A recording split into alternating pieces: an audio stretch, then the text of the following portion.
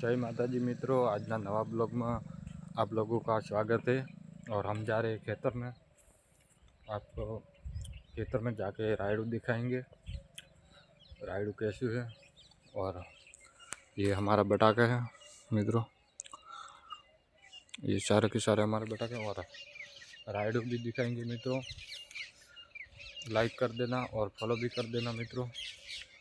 चलो रायडू दिखाते माताजी मित्रों, अमे रायडा में આવી ગયા છે। તમને રાયડું પણ દેખાડીશું। ये देख सकते हो, ये અમારું રાયડું છે મિત્રો। કેવું પાક્યું છે તમે જોઈ શકો છો મિત્રો। અમુક અમુક જગ્યાએ કાચું છે અને અમારું ઝોપડું પણ દેખાઈશું। અમે જ્યાં સૂઈ રહીએ છીએ ત્યાં પણ દેખાઈશું। चलो हमारे साथ। ये हमारा झोपड़ू है, इसके अंदर हम सोते हैं।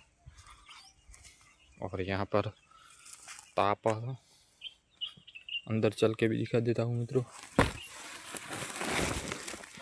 ये देखो मित्रों, अँ सूई रहूँ छूँ हूँ।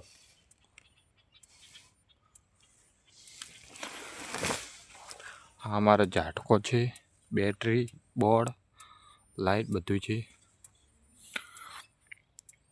आ मारो हथियार है और एक पतंग पण पड़ी है मित्रों, तमे जोई सको छो मित्रों। ये हमारो रायडू है।